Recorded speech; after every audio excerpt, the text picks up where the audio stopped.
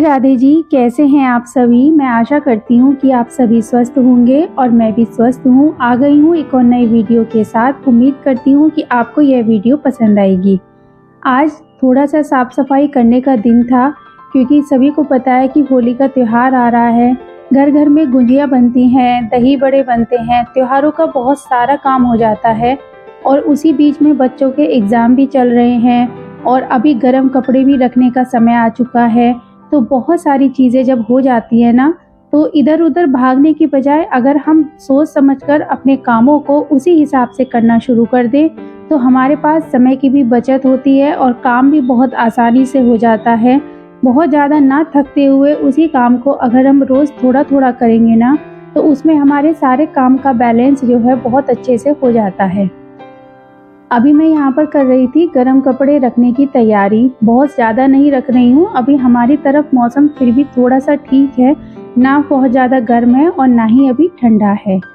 तो देखिए, मुझे ये सारे काम जिस दिन भी मुझे करने होते हैं, उस दिन मैं सुबह को आधा घंटा और पहले उठ जाती हूँ, ताकि ये जो सुबह वाले काम होते हैं ना, तो ये देखिए, ये तो हमारा डेली रूटीन है।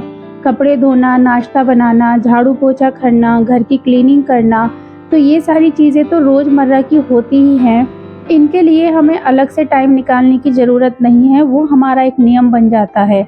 लेकिन जब हमें कुछ ऐसे एक्स्ट्रा काम करने होते हैं, तो उसके लिए हमें एक्स्ट्रा टाइम चाहिए।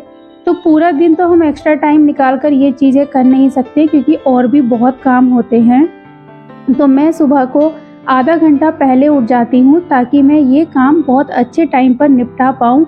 और फिर उसके बाद दोपहर का, शाम का, हर टाइम का खाना रहा, और भी अलग अलग जिम्मेदारियाँ होती हैं।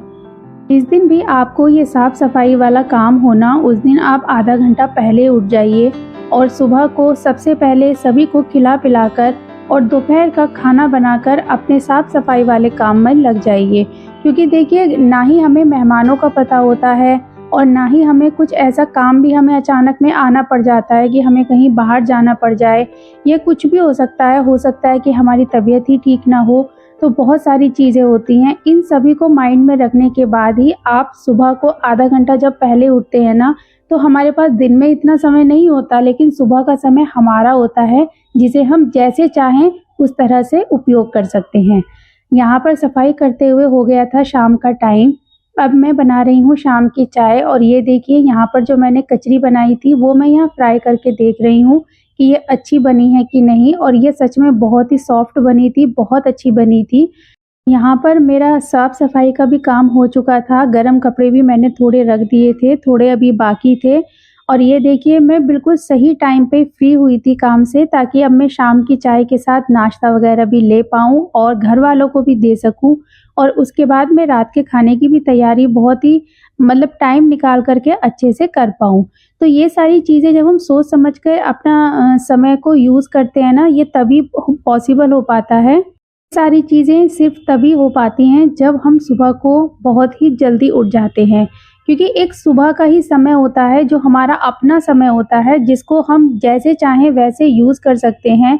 सुबह को अगर हम थोड़ा जल्दी उठ जाते हैं ना, तो हमारे जो सुबह वाले काम होते हैं वो 10 या 11 बजे के करीब में सब निपट चुके होते हैं, चाहे कितना भी बड़ा परिवार क्यों ना हो। लेकिन उस टाइम तक मैं समझती हूँ कि सभी के घर पे ये काम हो चुका होता है।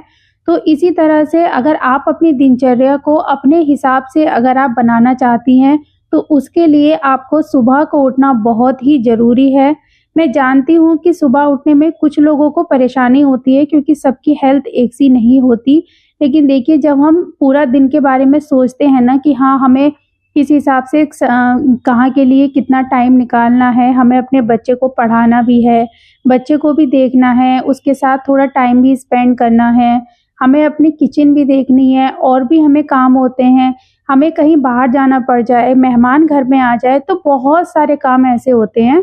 तो इसी वजह से हम अगर सुबह को जल्दी उठ जाते हैं ना, तो हमारा पूरा दिन बहुत ही अच्छे से निकलता है, हम अपने काम को बहुत अच्छे से बैलेंस कर पाते हैं। तो मैं यहाँ पर रात का खाना वगैरह सब कुछ बना चुकी थी। आप देख सकते हैं कि मैंने अपनी रसोई को बहुत ही अच्छे से क्लीन कर दिया है। और मैं यहाँ आपको एक बात ज़रूर बताना चाहती हूँ, रसोई को आप जब इस तरह से क्लीन करके सोते हैं ना, तो कहा जाता है कि माँ अन्नपूर्णा रात को घूमने आती हैं, भ्रमण पे रहती हैं वो, और साथ में भोले बाबा भी भ्रमण पर रहते हैं। तो जहाँ इस तरह से उन्हें साफ-सफाई दिखाई देती है, वहाँ पर ही भगवान का वास होता है। दूसरी तरफ मैंने होली की भी तैयारियां शुरू कर दी थी, यानी कि गुंजिया वगैरह बनाने की। यहाँ पर मैंने नारियल गोला को कद्दूकस कर लिया था और इसी तरह से मैं अपने छोटे-छोटे काम रोज़ाना एक टाइम निकाल कर लेती हूँ, ताकि मुझे बिल्कुल लास्ट टाइम पे आके भागा-दौड़ी ना हो, कोई परेशानी ना हो। तो उम्मीद करती हूँ आपको ये वीडियो पसंद आए। चैनल को सब्सक्राइब, वीडियो को लाइक करना बिल्कुल ना भूलें।